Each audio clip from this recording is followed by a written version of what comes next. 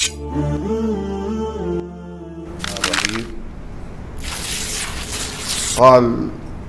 كان الثوري يدعو وكيعا وهو غلام فيقول: يا رؤاسي.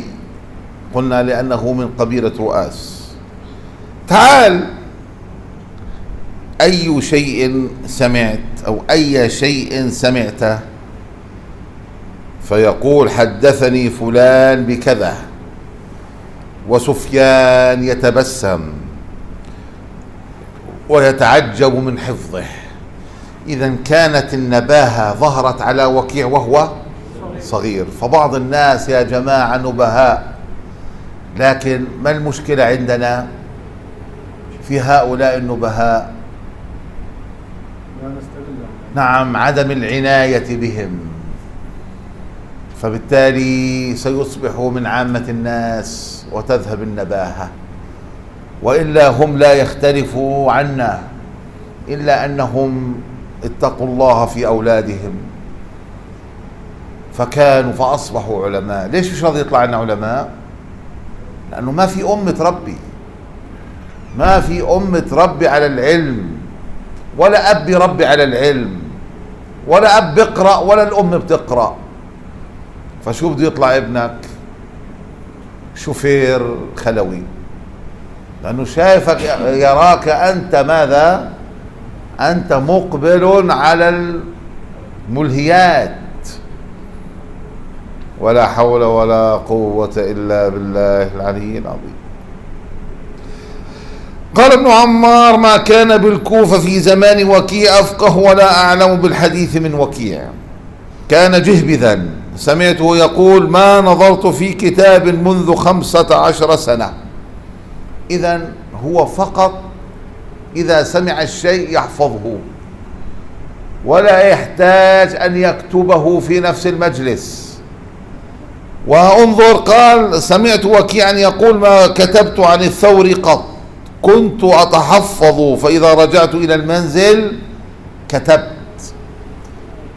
إذا كنت أنت في قدرة وكيع فلا تكتب في الدرس، حتى إذا رجعت إلى البيت إيش؟ كتبت.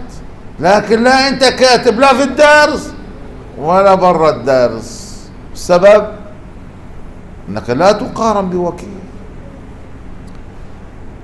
قال محمد بن عمران الأخنسي: سمعت يحيى بن يمان يقول: نظر سفيان إلى عيني وكيع فقال: لا يموت هذا الرؤاسي حتى يكون له شأن. فمات سفيان وجلس وكيع مكانه. ما الذي جعل سفيان يحكم على وكيع أنه سيصبح إماما مع أنه طفل؟ نعم، هذه الفراسة القائمة على مقدمات، رأى عنده مقومات الإمامة من نباهة وجهد وهمة وتقوى وفهم. حاط ايديك في ثمك يا ابني، بلكي طلع زي وكيع. قال أحمد ابن الحواري: قلت لأبي بكر بن عياش: حدثنا. قال: قد كبرنا ونسينا الحديث، اذهب إلى وكيع في بني رؤاس. إذن أصبح مرجعا في الحديث. قال الشاذكوني: قال لنا أبو نعيم: يوما ما دام هذا التنين حيا، يعني وكيعا، ما يفلح أحد معه، أي لا يوجد أحد يستطيع أن ينافسه وأن يجاريه. قلت: كان وكيع، هذه صفة الجسد، ما هي صفة جسده؟ قلت: كان وكيع أسمر ضخما سمينا. هذه صفات مين؟ وكيع الجسدية. كان ايش؟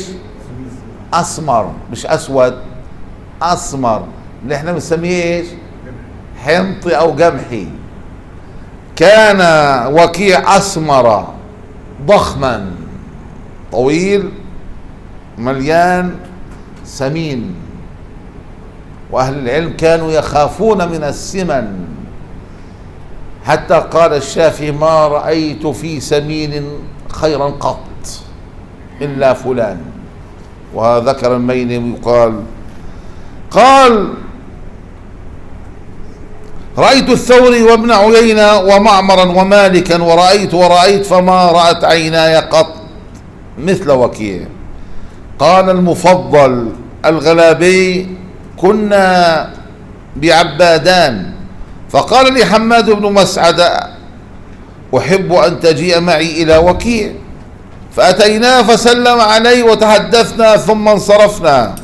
فقال لي حماد: يا أبا معاوية، قد رأيت الثوري فما كان مثل هذا. قال عبد الله بن أحمد بن حنبل: سمعت أبي يقول: كان وكيع حافظا ما رأيت مثله. انظر هذه الثناءات من أهل العلم. وقال البشر بن موسى: سمعت أحمد بن حنبل يقول: ما رأيت قط مثل وكيع في العلم والحفظ والإسناد والأبواب مع خشوع وورع. إذن هكذا يقول أحمد مع تحريه. وقال الترمذي: سمعت أحمد بن الحسن سئل أحمد بن حنبل عن وكيع وابن المهدي فقال: وكيع أكبر في القلب. وعبد الرحمن إمام، سوف تأتي ترجمة عبد الرحمن بن مهدي. وقال زاهد دمشق أحمد بن أبي الحواري: ما رأيت في من لقيت أخشع من وكيع. قال: ما رأيت أفضل من وكيع. قيل: ولا ابن المبارك؟ قال: قد كان ابن المبارك له فضل، ولكن ما رأيت أفضل من وكيع. كان يستقبل القبلة ويحفظ حديثه ويقوم الليل ويسرد الصوم ويفتي بقول أبي حنيفة رحمه الله، وكان قد سمع منه كثيرا. إذن مذهبه الفقهي كان على مذهب من؟ الإمام أبي حنيفة. وقال قتيبة: سمعت جريرا يقول: جاءني ابن المبارك فقلت له: يا أبا عبد الرحمن، من رجل الكوفة اليوم؟ فسكت عني ثم قال: رجل المصريين وكيع. رجل المصريين من؟ وكيع. قال أن وكيعا كان لا ينام حتى يقرأ جزءه من كل ليلة ثلث القرآن. كل ليلة يقرأ إيش؟ ثلث القرآن. يعني كم جزء؟ 10. 10 أجزاء لو بدك تقرأها كم تحتاج؟ 20 ضرب 10 200. اقسم على 60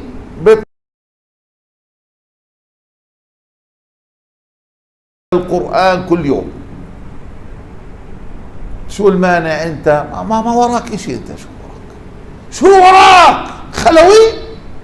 ما تقرأ كل يوم 10 أجزاء. ثلث القرآن، عفوا ثلث القرآن، نعم 10 أجزاء.